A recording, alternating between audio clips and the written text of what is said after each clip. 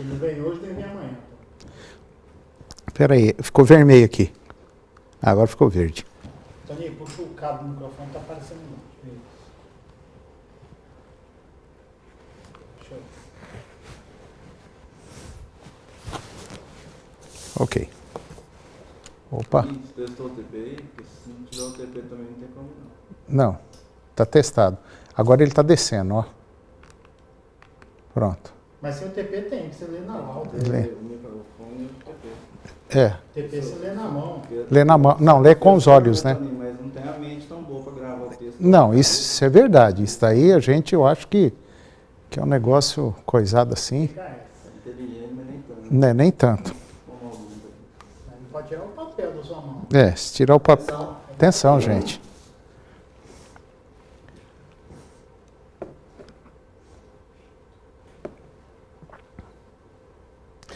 Olá, muito bom dia, muito obrigado mais uma vez pela sua companhia. Está começando mais uma edição do programa Agronegócio e você vai ver agora. Definido o preço mínimo da uva para a safra 2018-2019. A Conab fechou o valor que será pago pelo quilo da uva industrial.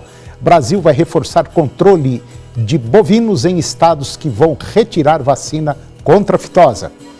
Exportação de algodão do Brasil deve crescer mais de 35% no próximo ano. Café, preços médios desta safra estão menores que na temporada anterior. Manejo integrado de pragas poderia economizar 4 bilhões de reais na soja. O programa Agronegócio está começando.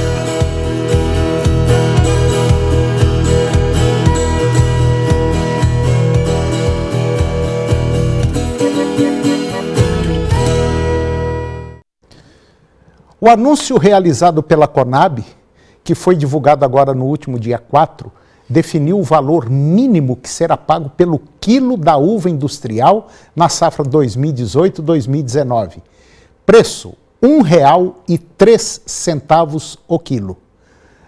A Frente Parlamentar em Defesa da Vitivinicultura destacou que o reajuste do preço era uma reivindicação do setor e essa é uma boa notícia para os produtores que enfrentaram a elevação dos custos de produção em decorrência da precificação ser em dólar, o que acabou retirando boa parte da margem de lucro dos agricultores. Uma das principais preocupações agora é diminuir o impacto dos prejuízos na Serra Gaúcha, principal polo produtor do país, que foi atingida pelo granizo que destruiu boa parte dos parreirais no final de outubro. O reajuste do preço ele deve ser aplicado já a partir do dia 1º de janeiro de 2019 e vale para as regiões Sul, Sudeste e Nordeste do Brasil. O controle do trânsito de animais será cada vez mais rigoroso no Acre e Rondônia, parte de Mato Grosso, do Amazonas, Paraná, para prevenir o ressurgimento de focos de febre aftosa nessas regiões. E nesses estados, a vacinação contra a doença ela começará a ser retirada a partir de novembro do próximo ano. Pelo menos é o que informa o Ministério da Agricultura. As ações para reforçar essa vigilância nos limites domésticos e de fronteiras com os países vizinhos estão sendo discutidas. Esses estados precisam reforçar os atuais postos de fiscalização, construir novos e ampliar os controles, a fim de cumprir as exigências para atingir o status de zona livre de febre aftosa sem vacinação. As medidas de vigilância elas integram as ações do Programa Nacional de Erradicação e Prevenção de Febre Aftosa 2017-2026. Um estudo realizado pela Embrapa indicou que controlar percevejos e lagartas da soja através das técnicas do manejo integrados de praga, o MIP, poderia economizar uma quantia de 4 bilhões de reais na produção nacional da oleaginosa. Além disso, a economia poderia aumentar a margem de lucro do agricultor em pouco mais de R$ 125 por hectare. A Embrapa Agropecuária Oeste, lá do Mato Grosso do Sul, ela tem observado um retrocesso no manejo da soja. Em alguns casos, houve um abandono dessa estratégia que exige muita presença e atenção do produtor nos diversos estádios das lavouras, o que fez com que houvesse um aumento excessivo de aplicações de inseticidas nas plantações e com consequências indesejáveis do ponto de vista econômico, ecológico e ambiental. O uso do MIP extrapola os resultados econômicos e contribui para o controle biológico natural do agroecossistema. No entanto, o sucesso desse tipo de manejo exige dedicação, acompanhamento e presença do agricultor na lavoura. E agora vamos ver como fica o tempo para hoje no estado de Goiás. Para a maioria dos municípios, deveremos ter hoje possibilidade de pancadas de chuva, nebulosidade variável com pequena chance inferior a 30% de pancada de chuva e pode ser até acompanhada de trovoadas a qualquer hora do dia. Vamos conferir agora a temperatura para os principais municípios produtores do estado de Goiás.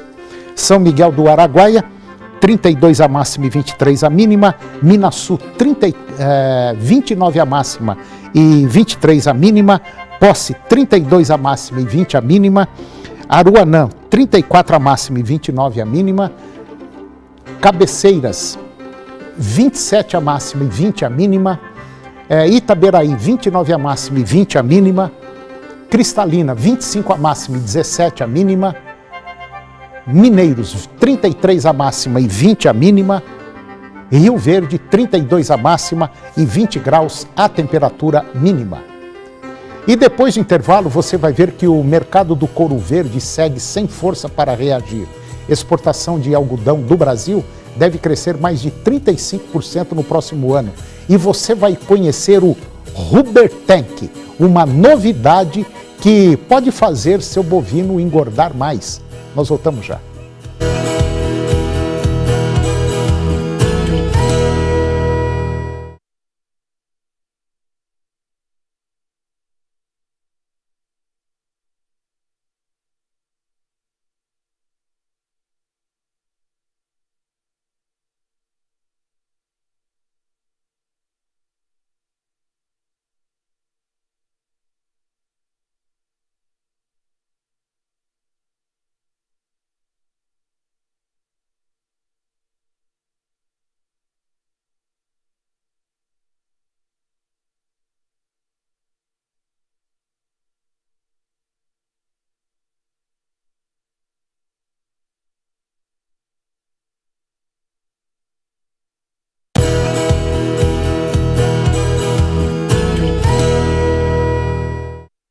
As exportações de algodão em pluma do Brasil devem aumentar em mais ou menos 500 mil toneladas no ano comercial de 2019 em relação a 2018, ou mais de 35% na comparação anual, com safras recordes e fortes vendas antecipadas.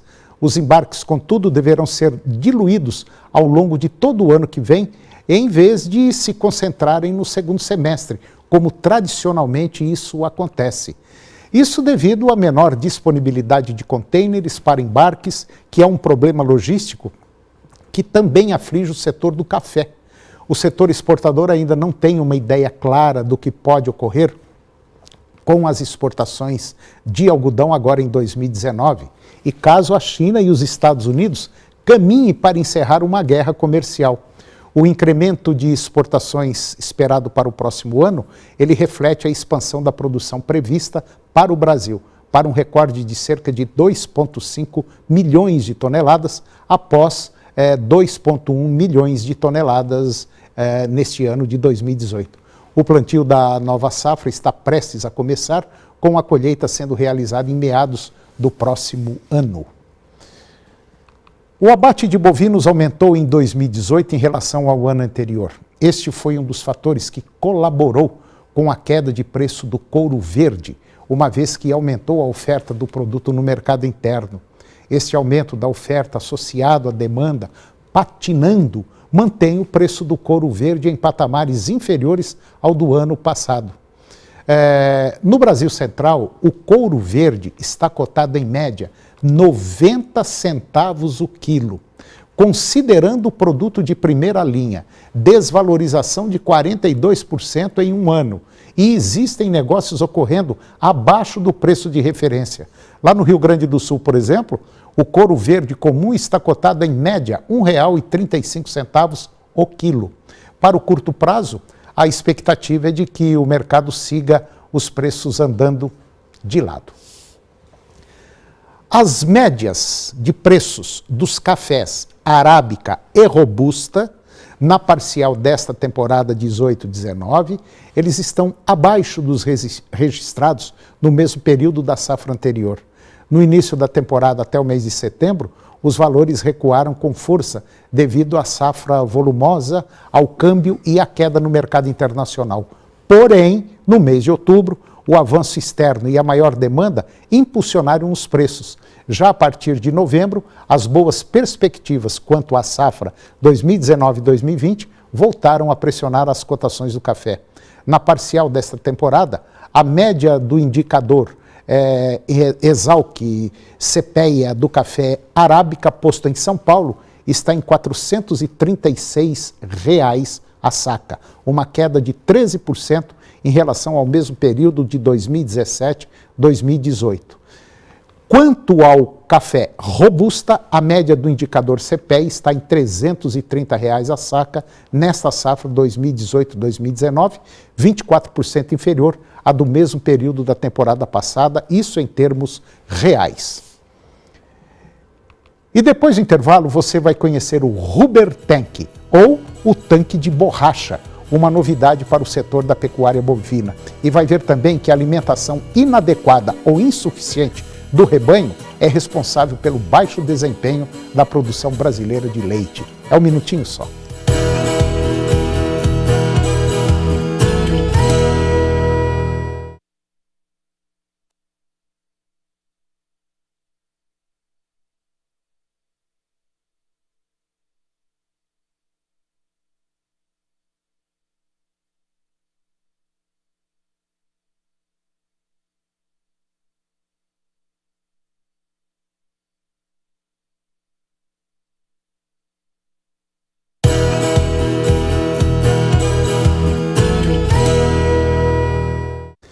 Você vai conhecer agora o Rubber Tank. É um tanque feito com pneus de tratores, só que tratores utilizados em mineradoras. Confira. Eu vou conversar agora com o Fernando Loureiro. O Fernando é médico veterinário e durante a Intercorte ele deu uma palestra falando sobre a importância da água nos sistemas de pastejo de forma geral. E nós estávamos conversando nos bastidores e ele disse o seguinte: o pecuarista investe em certas coisas que não precisava às vezes e deixa de investir na água. A água é muito importante, é isso mesmo? Bom, a gente tem essa impressão que sim, Toninho, porque temos visitado fazenda no Brasil todo, de sul a norte, de leste a oeste, e a preocupação do produtor com água, ela é bem recente, sabe? O pessoal ainda usa muito a água de açude, de represa, e muitas vezes não tem a preocupação com a qualidade dessa água. A água do açude, ela carrega também, além de esterco e urina dos animais, animais em decomposição, resto de carcaça de animal, que é trazida com a enxurrada de chuva para dentro do açude. Certa vez eu ouvi um veterinário dizer o seguinte: para quem confina boi usa cama de frango. Devia pegar aquela cama de frango e fazer o pecuarista comer, para ver o tanto que é ruim. Né? É a mesma coisa beber uma água, às vezes, numa represa, onde essa água chega, às vezes, está verde, né? E isso prejudica o animal. Exatamente esse é o conceito, eu gostei da sua colocação. A gente tem falado que a água para o boi tem que ser aquela água que a gente não tem um nojinho de tomar a mesma água. Você chega às 2 horas da tarde, na última invernada da fazenda, a peia do cavalo morrendo de sede e bebe a mesma água do bebedouro que os animais bebem. É essa água que o animal precisa beber. E nos bebedouros artificiais, o homem, o ser humano, o gestor da fazenda passa a ter controle sobre a limpeza dessa água. O gado bebendo água sempre limpa, ele bebe mais água, que leva esse animal a consumir mais alimento, mais matéria seca, do capim e do suplemento. E isso faz o animal ter um desempenho superior, obviamente. Bom, você também, além de médico veterinário, você trabalha com bebedouros. São bebedouros especiais, feitos de pneus de tratores, só que trator que usado em mineradora. São pneus gigantes, é isso mesmo? É exatamente isso, nós tivemos a oportunidade de conhecer essa técnica ou a empresa que processa os pneus gigantes nos Estados Unidos. Eu achei interessantíssima a ideia, o conceito sustentável, ambiental. A gente pega um problema ambiental da mineradora, que são os pneus, depois do descarte, e transforma em bebedouros, é uma técnica de upcycling. A gente dá uma vida nova a um produto descartado.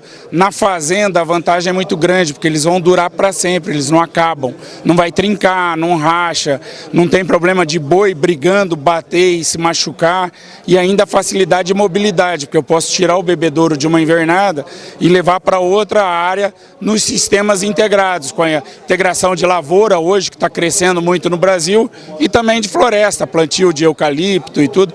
Você tira o bebedouro, não fica perdido e leva para uma área que está em produção pecuária. Um pneu gigante desse, quanto de água cabe lá dentro? Bom, a gente trabalha hoje com 8 tamanhos já no Brasil. O maior deles é para 5.400 litros, atende lotes de até 250 animais. Tem tamanhos menores, desde o menor dele, que é de 500 litros, para usar no curral de manejo, no mangueiro de manuseio dos animais. Tem pneus maiores e a gente está viabilizando para trabalhar com bebedouros ainda maiores, mas os sistemas estão colocando mais unidades de bebedouros para atender quando os lotes são maiores. Bom, um dos segredos da pecuária é a água. A água é o nutriente mais importante na vida animal. A água está presente em todas as funções fisiológicas do bovino. Sem água, o animal não vive mais do que 4 dias. Sem alimento, ele consegue viver até 20 ou 30 dias. Então, a água é fundamental. E hoje, hoje é o que eu ia abrir agora. Hoje, o produtor está se preocupando bastante com essa água ser fornecida em volume adequado e em qualidade, água limpa que a gente bebe, o boi busca essa água e o animal, dados que nós apresentamos nessa palestra ontem e temos ela disponível para quem nos procurar, são dados de trabalhos onde o animal bebendo água limpa todo dia, ele chega a beber 10% mais água ou atingir a real necessidade. Isso impacta em 1,7 quilos de matéria seca a mais de consumo, medidos em confinamento, que impactam em ganho de peso diário de 280 gramas. Então, quem não quer ter a sua boiada, os seus garrotes, novilhas, ganhando 280 gramas a mais por dia por estar fornecendo água limpa?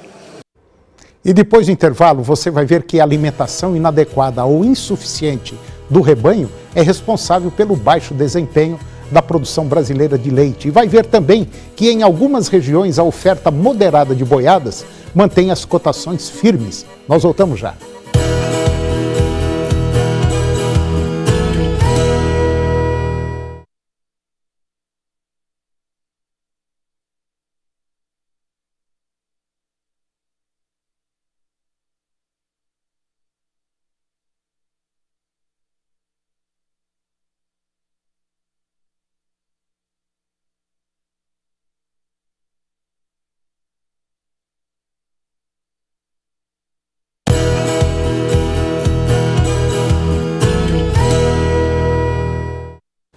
A alimentação inadequada ou insuficiente do rebanho, ela é responsável pelo baixo desempenho da produção brasileira de leite, especialmente nas pequenas e médias propriedades.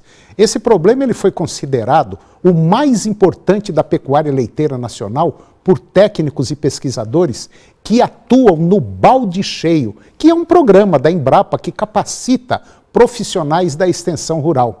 Dados do Instituto Brasileiro de Geografia e Estatística, o IBGE, apontam que o Brasil tem pouco mais de 1 milhão de propriedades leiteiras responsáveis pela produção de 35 bilhões de litros de leite por ano. E segundo um pesquisador da Embrapa, o Glauco Carvalho, apenas a metade desse contingente pode ser considerada de produtores comerciais, quer dizer, que entregam leite aos laticínios. Embora o Brasil tenha fazendas com produtividade comparável as dos melhores países do mundo, mas a grande maioria, vamos dizer assim, dos produtores brasileiros tira em torno de 100 litros por dia. E essas são pequenas e médias propriedades que sofrem o problema da alimentação do rebanho. Em algumas regiões, a oferta moderada de boiadas mantém as cotações. É o caso de São Paulo e Goiás, por exemplo, onde a arroba subiu 0,3 em São Paulo e 0,4 em Goiás, agora na última segunda-feira, dia 10, que reflete a dificuldade em adquirir matéria-prima. Entretanto, este cenário não é válido para todas as praças. No norte do Tocantins e em Paragominas, no Pará, por exemplo, a oferta está suficiente para atender a demanda, permitindo que as indústrias testem o mercado, mesmo que a tendência seja de aumento no consumo da segunda quinzena do mês, devido às festas de final de ano, e é na primeira metade do mês que as escalas de abate para atender essa demanda são definidas. Os contratos futuros da soja, negociados na Bolsa de Mercadorias de Chicago, fecharam agora na última segunda-feira, dia 10, com preços mais baixos, na véspera da divulgação do relatório de dezembro do Departamento de Agricultura dos Estados Unidos, o USDA. O mercado aguarda por novidades nas negociações comerciais entre China e Estados Unidos, à espera de sinais de demanda. O relatório também deve indicar elevação na safra de soja do Brasil e da Argentina. O resultado de novembro das importações chinesas decepcionou e ajudou a pressionar o mercado inicialmente. As compras de soja em grão da China, elas totalizaram 5,3 milhões de toneladas em novembro, uma queda de 38% sobre igual mês do ano passado. Os estoques globais 18 e 19 deverão ser elevados de 112 para 113 milhões de toneladas, contra 120 milhões de toneladas em novembro. Para a Argentina, a previsão deverá passar de 55,5 milhões para 55,7 milhões de toneladas. E o programa Agronegócio de hoje chegou ao fim e eu termino com a seguinte frase: corte sua própria lenha, assim ela aquecerá você 2 vezes. Um grande abraço, bom dia e até o próximo programa.